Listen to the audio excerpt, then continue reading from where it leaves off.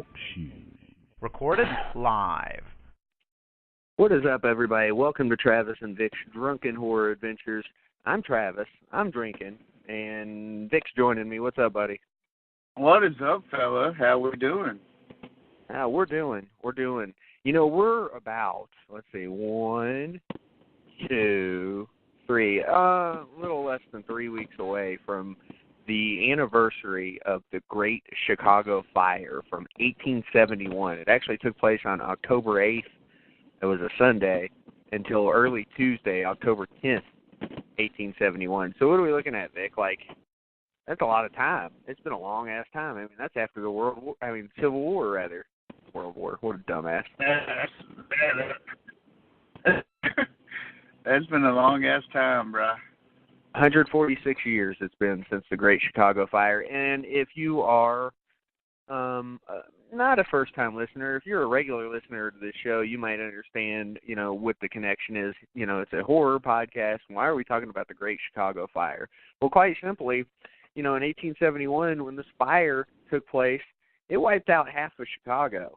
And not only did it wipe out half of Chicago, it left, like, thousands of people homeless, and it killed over 300 people. And if that's not horror, I don't know what is. And we pride ourselves here on real-life horrors, and this is just a certain form of that. We've discussed serial killers, we've discussed real-life monsters, and now we get into an event that was caused by a natural calamity. And I think this is a first for us. You know, there's a lot of other ones that we could talk about, but this is our first foray into this field. And when it comes to Chicago, we love it. Yeah, I was just say, let's be honest. In Chicago, it always gives us a chance to bring on our favorite guest. Exactly. Anytime we can talk Chicago with a Ray Johnson and a couple of additional guests like Adam Seltzer and, other people like that. Tonight, John Boda is going to be joining us as well. Ray and him actually collaborated on a book about the Great Chicago Fire. It's like an illustrated book of the Great Chicago Fire. So it should be really interesting to hear about. Plus, you know, with Ray's historical knowledge of Chicago, I'm excited to talk about it. Vic, I've been doing Great Chicago Fire research. I mean, like you wouldn't believe. I've been listening to podcasts, watching all sorts of things. And, you know, to this day, we can come up with all the theories we want, and there's a little song that was made and a legend about what actually caused the fire. But the truth of the matter is, to this day, no one's sure what caused the fire. Yeah, I mean, it's one of those things where, like, what the fuck, you know what I'm saying? Well, okay, so what we do know is that the fire started around 9 p.m. on October 8th, 1871, in or around a small barn belonging to the O'Leary family. And this is where the legend comes from about the O'Learys, which we'll get into shortly. And this bordered the alley behind 137 DeCoven Street in Chicago. And the shed next to the barn was the first building to be just demolished by this fire. I mean, it was just consumed. Because what I wanted to get across, and Ray will help do this for us, is that Chicago was built quickly. It was a opportunity for a lot of people to get rich. Chicago itself was. The creation of Chicago was, because it was basically the gateway to the West. You know, it's right smack dab in the middle between the East Coast and the West Coast. So everybody's going to be traveling through Chicago if they want to go west. And so Chicago had a lot of great advantages. And to this day, there's a reason why it's one of the biggest cities in the world, because Chicago, it took advantage of that. But as I said, it was built quickly and cheaply. And the way it was built was through wood. And you get where I'm going with this. Chicago was built with much wood, and it just wasn't, I mean, there was no fire coding back then, you know what I mean? There was no fire codes. There was no standards as the way things were built. I mean, these people were making houses with flammable roofs, you know, with tar that is highly flammable. And what happened around October 8th was the perfect storm of nature and what we've created, because actually Chicago was in like a 10-week drought at the time. They hadn't had real rain. They had maybe an inch of rain since July.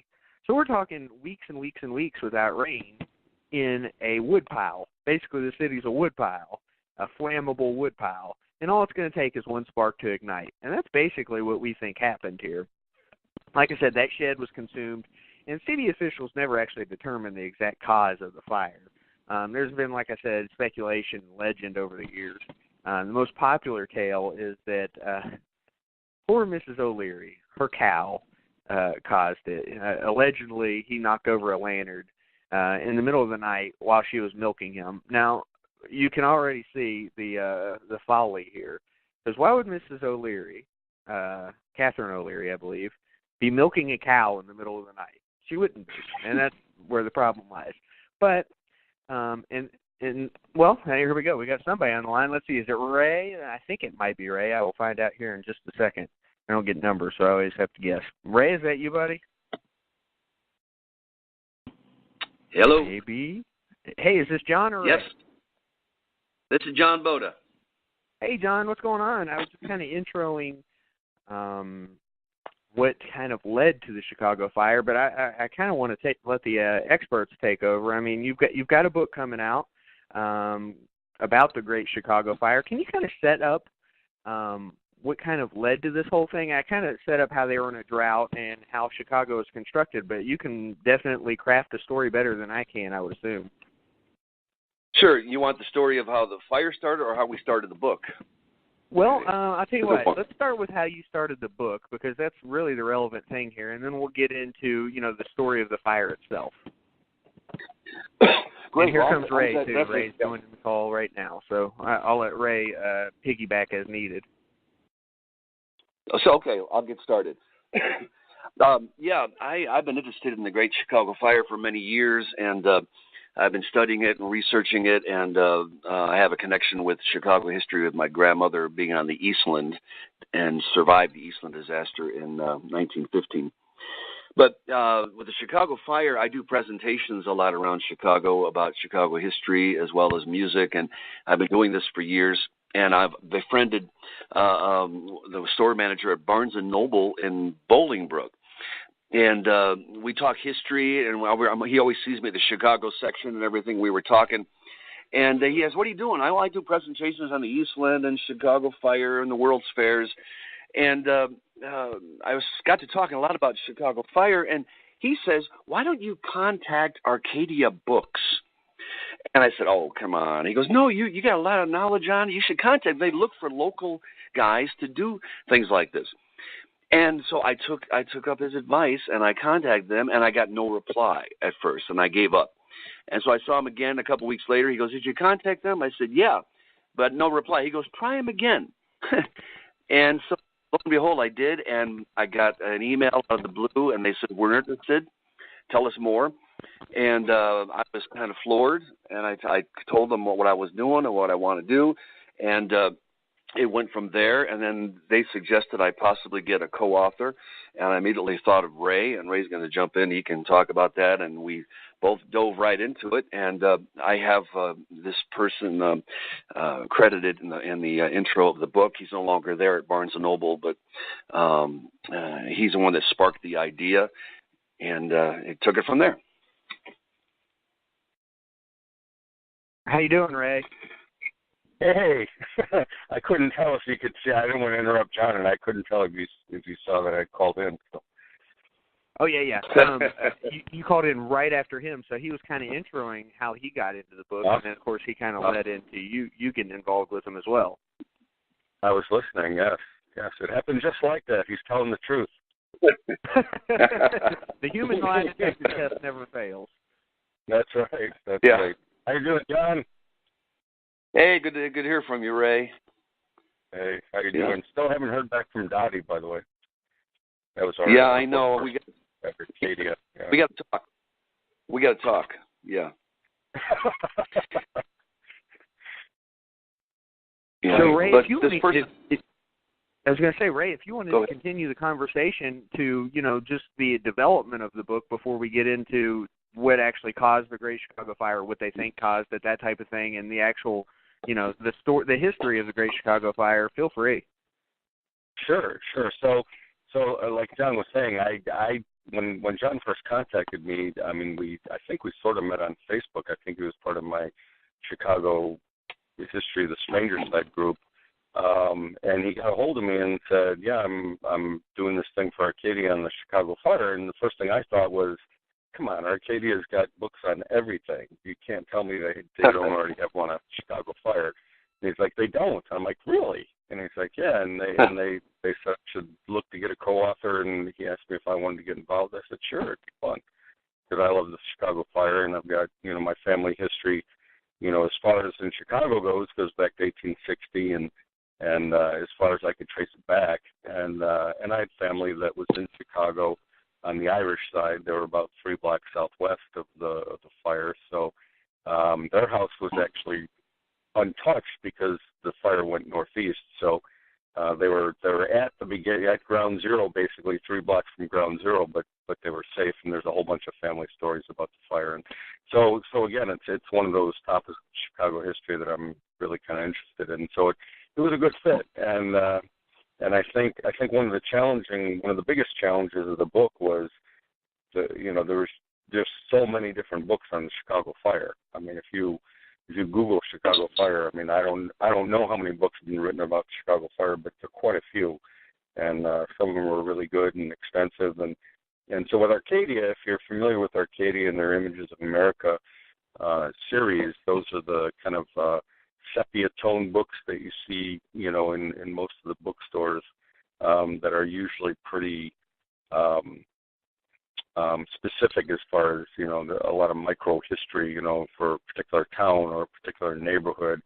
And I was really shocked I didn't have one for the Chicago Fire. So the challenge was really to find photographs of good enough quality that maybe hadn't been published before, and that was kind of the challenge that we had.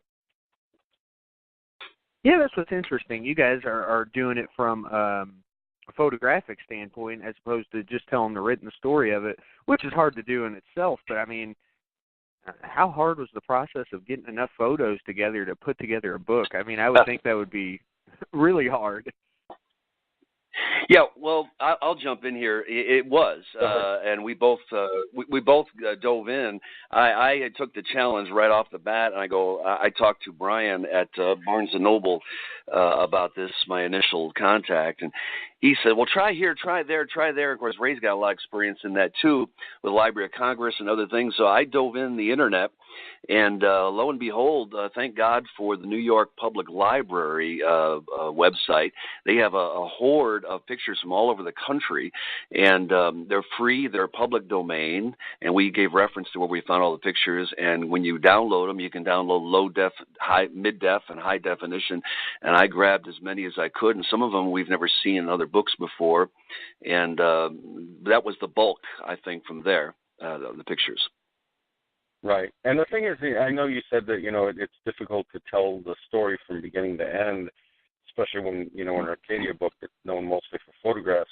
But we really took the time to, we came across, the New York Library was great. Probably the majority of the photos come from the New York Library, but we also have photos from the Newberry Library, the Chicago History Library, the Chicago Public Library, the Manistee Historical Society, the Holland Joint Archives Society, and Peshtigo Fire Museum. So, because the Chicago Fire, and you're probably going to get into this eventually, but, was more than just Chicago. I mean, there were a lot of huge,